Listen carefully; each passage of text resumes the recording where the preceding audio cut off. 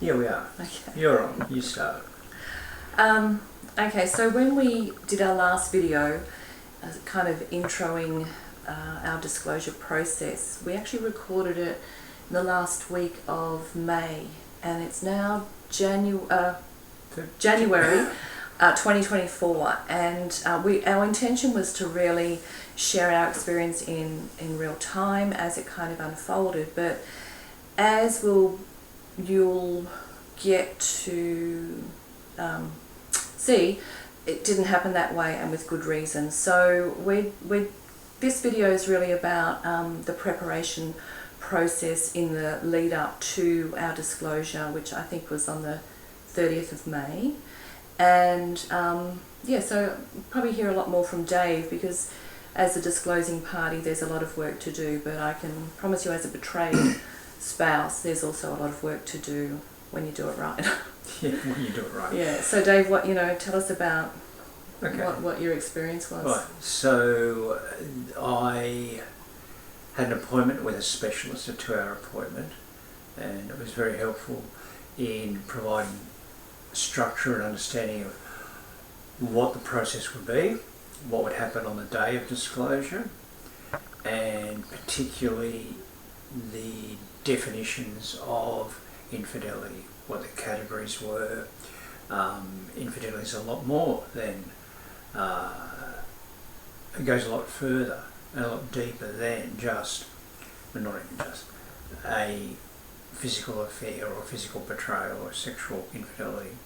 Categories such as porn, masturbation, strip clubs, prostitutes. There's a whole gamut of behaviours and Acting out behaviours. and activities. Yeah. And it's really important to get clarity of what's included and what's not, and even what these are. So I've got to say that was really helpful, getting expert guidance of what to include. The other thing I got out of the 2-hour session was really to document what happened, where, when, and with who. Without explanations, without details of circumstance, without embellishments or anything that might even look or feel like it mitigates anything, because there is no mitigation. Really just keep it down to just barely the facts, just the facts, and start there. So that was a good 2-hour session for me. I came away, the special was very encouraging about what a good thing this was to do, and you'll be able to do this. I could see your heart, your resolve, etc. So that was really terrific. And then we had about 3 weeks to prepare for the actual disclosure day. Can I just say that after Dave had his appointment with her, she called me and she said, he's a really good man. I said, yeah, I know he is. And she said, and he's terrified. I went, yeah, I get that. I understand that. And the one thing she did say to me, which I feel is really, it was unhelpful, and it was I'll categorically say it was wrong. She said, you have to encourage him that there's no deal breakers. And I'm sorry, but when you have been controlled for many, many years through someone else's behaviours, that's just not a helpful, like as a betrayed spouse, we need to heal. We need our voice, and we need to have choice, and that was really unhelpful. So I'm just going to leave that there. Yeah, thanks. So I said about this, and unfortunately I was expecting a lot more direction about how to go about preparing a document and a list of questions, a sort of a template. And I asked for this, and that was my understanding. I was expecting to get it. Turns out I didn't. And that left me as a person that likes to be prepared for things, really quite anxious in the week before. So I shared that with Nani, and I didn't want to get into that thing of, well, throw the toys out of the box, so I'm not going to do this because I didn't get what I wanted or what I expected. Noam shared this with me, which was I think was a lifesaver. This book here, full disclosure. And I worked... It's by Dan and Janice Caudill, and I would say anyone that's going through this process, if you're working through with a therapist, your therapist needs to be all over this. So I worked through that on my own over the space of probably a week and a half, or first 2 chapters. The 3rd chapter is about after disclosure, and it was incredibly helpful, and that gave me a lot more confidence. Also, it gave me a lot of conviction as well about the detail. And just give you an idea, the practicalities, over 30 years, where do you start? Well, we started at the beginning of our relationship before we were married, time-wise, and broke it into 5-year increments. So that spans, about 32 years, doesn't it? You did your whole personal history though. I did. From childhood. Oh yeah, exactly. Yeah. That's right. My part of it was very helpful. Yeah. Your own sexual history from childhood, because it helps put in perspective. One thing I got out of it was I got a much deeper understanding of myself, and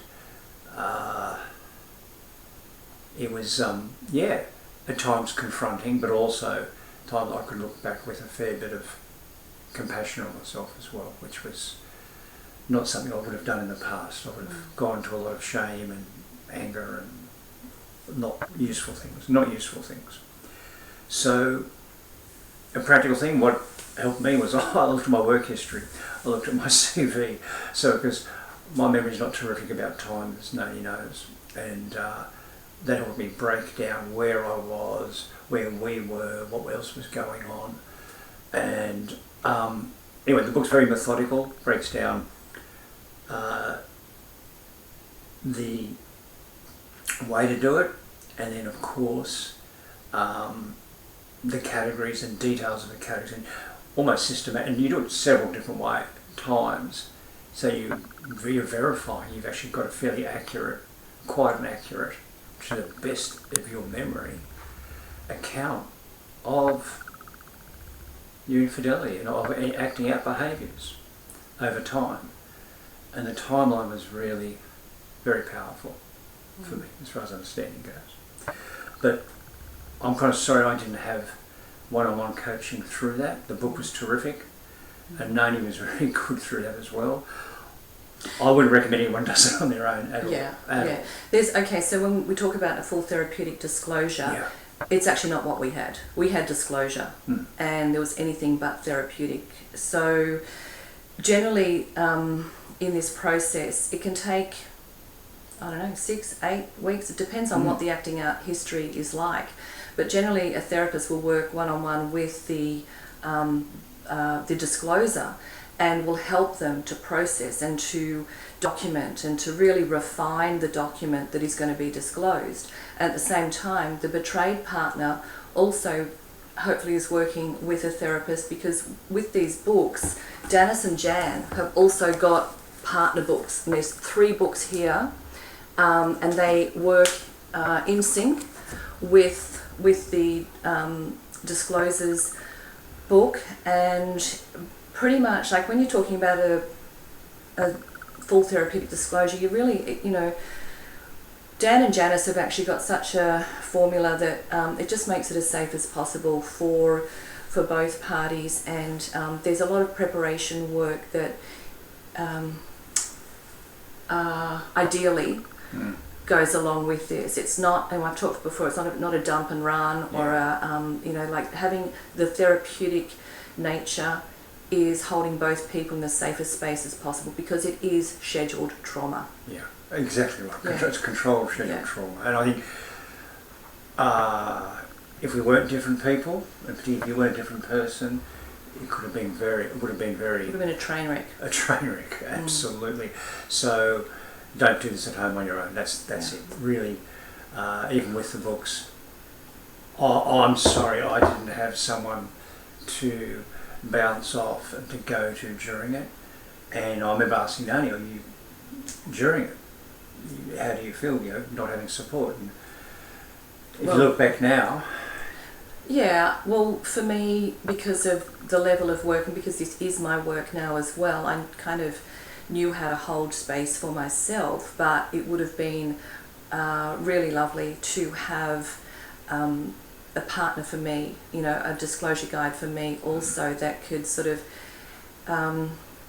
just help prepare me for there's plans in place. Like there's a lot of self-care that goes into this. Absolutely. To do it well, a lot of self-care and a lot of preparation and a lot of post planning as well, because in this time frame, we had 2 or 3 weeks max. Yeah. I was a business as usual because I didn't know what I didn't know, so I wasn't going to worry about what I didn't know until I knew it. Simple. Yeah. So staying present, yeah. Yeah. And you did that well. For me, it was really hard work, really hard. And I had to put aside an hour and a half, 2 hours at a time. And I also had to walk away from it at times and give myself a break, because it was just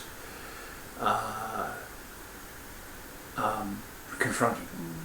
And I think I could see how serious Dave was really taking this, and I could see the impact it was having on him as well.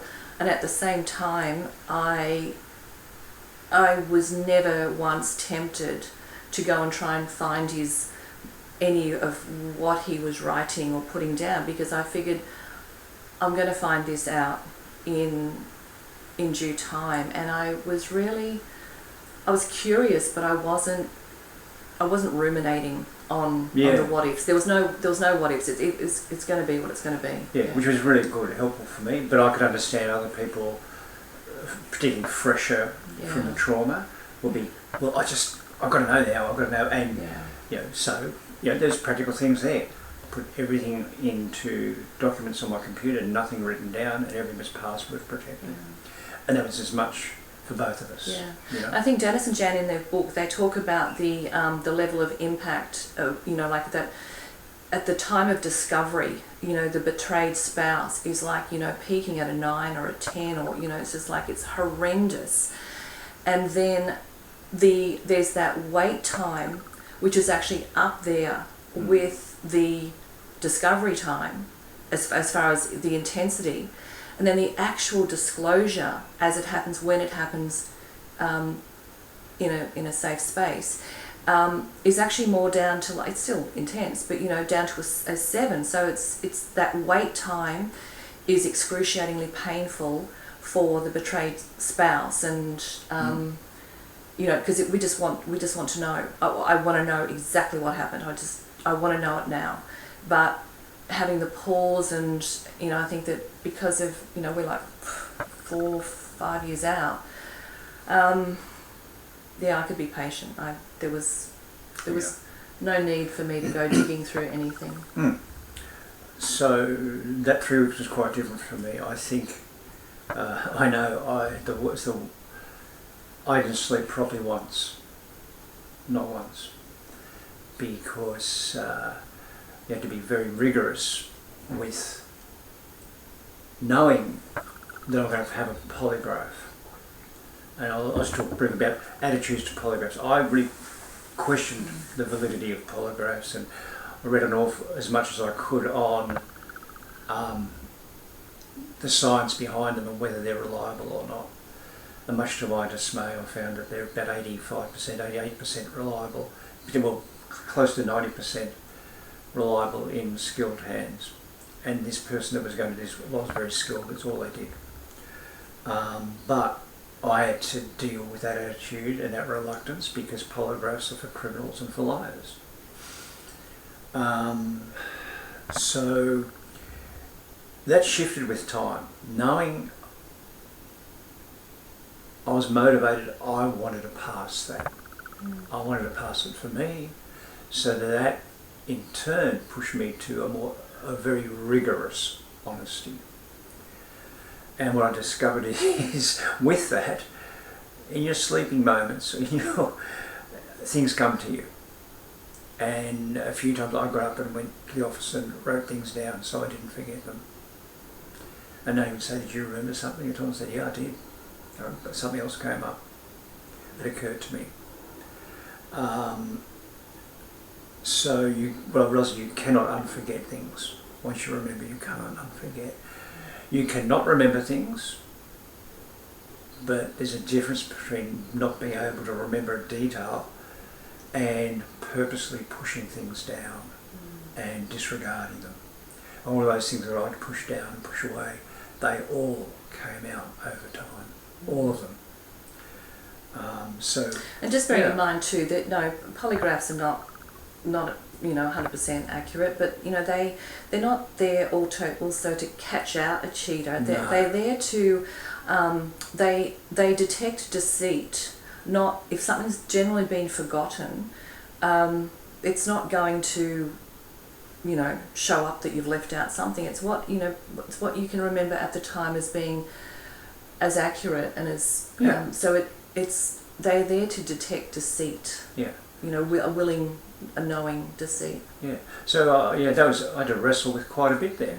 Do I include this? Do I include this? And the advice was, if you remembered it, write it down and include it. If in doubt, include it. And then the person that's guiding you will say, "Look, that's not it, or that is worth it." But everything's worth recording. That's for sure. So. So it was a tough few weeks for you. It was. I did not sleep well at all. Stay tuned. You'll get to hear about a tough few months. Yeah. And I went through, as I said, I would say a shame cycle, but sort of a preemptive grief, because the past became a lot clearer for me. The magnitude became clearer. And one of the wonderful things of that, or the gifts of that, is the empathy that I have with Noni and my family increased enormously. Because just because things are hidden doesn't mean they're not causing harm. That's one of the beauties of it. So, Is there anything else about preparation or?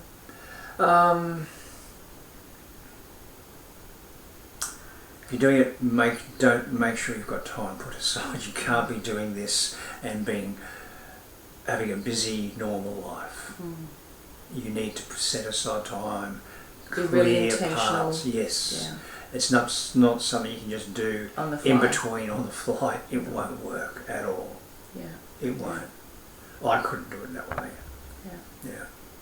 So that's it. So you can probably tell the tone of my voice. I'm a huge fan of full therapeutic disclosures now. Doesn't mean it was a really pleasant experience either. Yeah. So that's all. We'll, keep it for this one. If you've got any questions, you can reach out to us. We're happy to be open and vulnerable and honest. And our next little video we will do on the actual disclosure day and what that was like. Yikes. Ciao. Cool.